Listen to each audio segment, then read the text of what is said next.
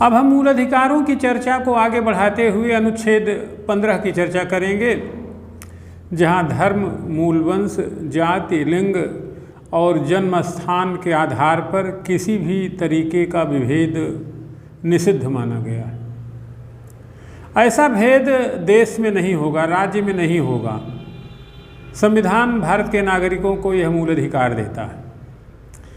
पढ़ने की रीति के क्रम में समझ लें, कभी कभी किसी अनुच्छेद का 1-2 खंड मूल बात होती है, आगे उसका विश्लेषण होता है 3, 4, 5 में, या कभी कभी अपवाद स्वरूप कुछ बातें बताई जाती हैं।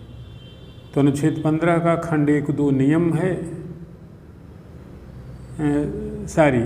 अनुच्छेद 15 में 5 बातें बताई गई हैं और उन 5 बातों को एक एक करके हम डिस्कस करेंगे। तो अनुच्छेद 15 का खंड का कहता है कि राज्य किसी भी नागरिक के संदर्भ में केवल धर्म, मूल वंश, जाति, लिंग, जन्मस्थान के आधार पर कोई विभेद नहीं करेगा।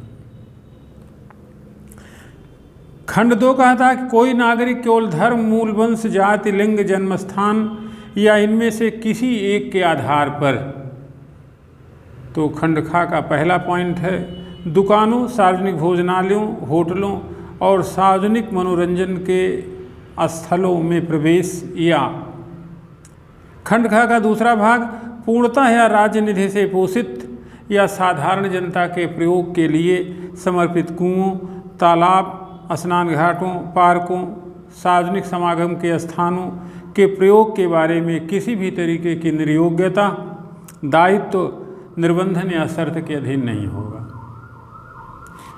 ते हुआ अनुच्छेद 15 का खंड 1, 2 और 2 के का खा 2 भाग।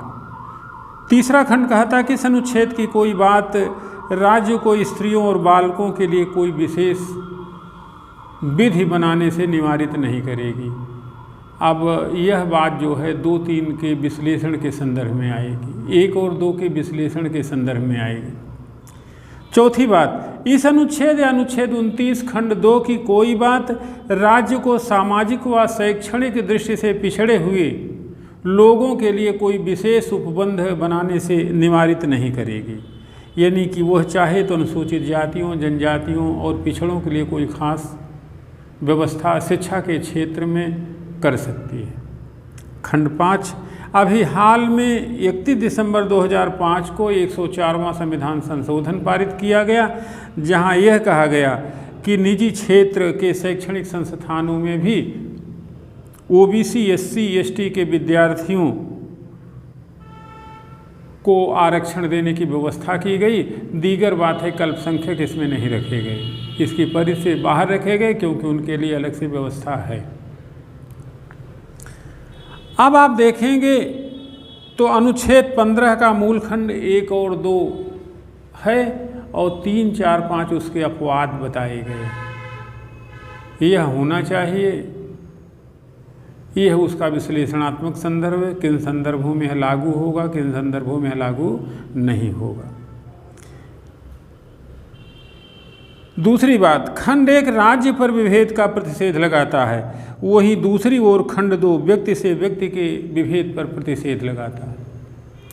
अब इन बातों का अगर हम विश्लेषण करेंगे तो अनुच्छेद 15 खंड 1 एक और कहता है कि लिंग, जाति, धर्म के आधार पर कोई भेद नहीं होगा, किंतु राज्य चाहे तो वृद्धों के लिए, अशक्तों के लिए या महिलाओं के लिए कोई खास कानून बना सकती है।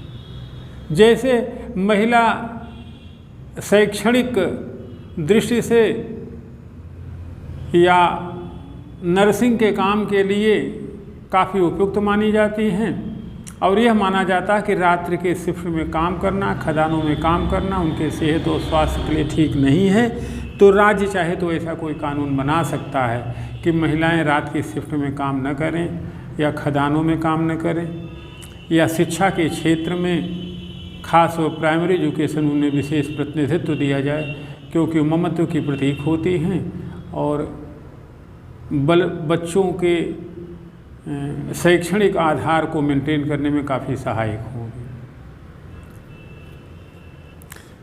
तो इसलिए यह अंतर जो है शारीरिक और बौद्धिक आधार पर है, ना कि लिंग के आधार पर।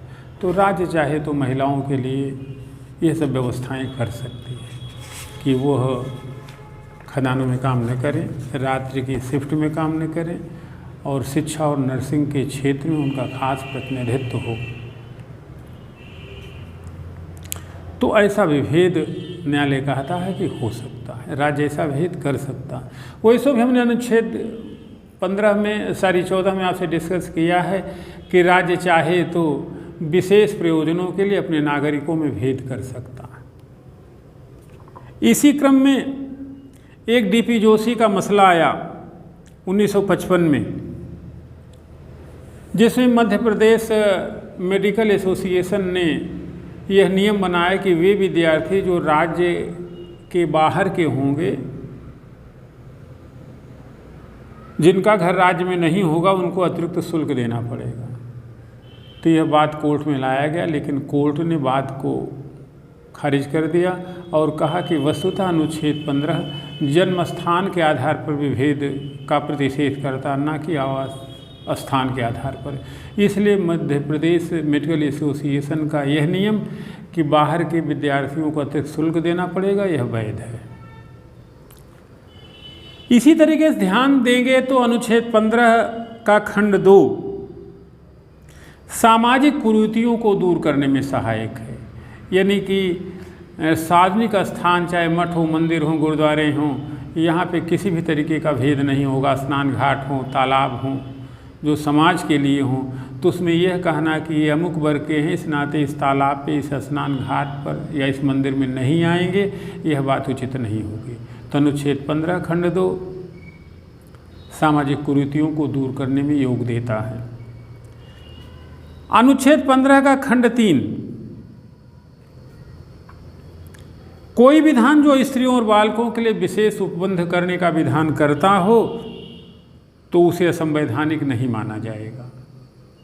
यहाँ पे खास तौर पे आप आईपीसी की धारा 494 को माने, जो असंवैधानिक नहीं है। यहाँ पर पुरुष को तो दोषी माना जाएगा, लेकिन महिला को दुष्प्रेरक के रूप में दोषी नहीं माना जाएगा, क्योंकि यहाँ पर पुरुष शारीरिक तौर पर थोड़ा सा मजबूत होता है। अपेक्षा की जाती को अपने भावनाओं पर ज़्यादा अंकुश रखे, इसलिए महिलाओं के लिए यदि यहाँ पे कोई विशेष व्यवस्था है, विशेष अधिमान है, तो असंवैधानिक नहीं है। इसी प्रकार अनुच्छेद 15 खंड 4 राज्य को निर्देश देता है कि वो पिछड़े हुए वर्ग के सदस्यों या अनुसूचित जातियों या जनजातियों के लिए सार्वजनिक संस्थाओं में आरक्षण की व्यवस्था करे। विशेष बात यह है कि अनुच्छेद 14 का खंड 4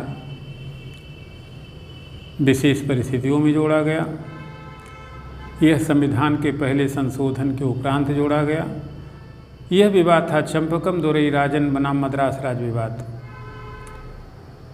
यह पहला संविधान संशोधन था। इसी के द्वारा यह तय कर दिया गया कि राज्य चाहे तो अनुसूचित जाति, जनजाति के विद्यार्थियों के लिए विशेष व्यवस्था करे, यह संवैधानिक नहीं है। ऐसा हो सकता है, क्योंकि ध्यान से देखें तो अनुच्छेद 15 जाति के आधार पर भेद का प्रतिषेध तो करता है, किंतु जो जातियां पिछड़ी हैं, जो वंचित हैं, जो विकास की धारा से कटी हुई हैं, तो क्रूर रूप में संविधान उनके लिए भी सम्मान व्यवहार करेगा। लेकिन संविधान की व्याख्या उदार दृष्टि से होनी चाहिए। तो यहाँ पर भी राज्य को विशेषाधिकार है।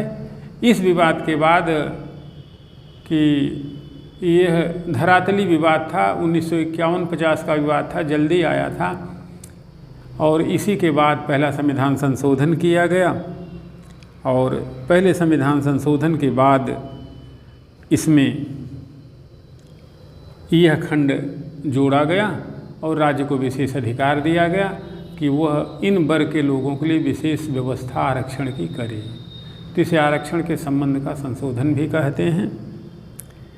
इसी तरह एक अन्य विवाद आया निवेदिता जैन बनाम मध्य प्रदेश राज्य विवाद, जिसमें न्यायालय ने 1981 में निर्णय किया कि अनुसूचित जाति की बालिकाएं, लड़कियां अगर 0 अंक भी पाती हैं, परीक्षा में शर्त है वो सम्मिलित हुई हैं, तो उन्हें एडमिशन मिलेगा, यानी कि 0 अंक भी उनके लिए अहरक होगा। खास बात यह है कि यह अधिकार केवल स्वदेशी नागरिकों को है, विदेशी नागरिकों को नहीं मिला होगा। आज बस इतना ही, जल्दी हम फिर मिलते हैं। आनंद शुभकामनाएं, धन्यवाद के साथ। तब हम आपको बताएंगे अनुच्छेद 16 लोक नियोजन के विषय में अवसर की समता। धन्यवाद।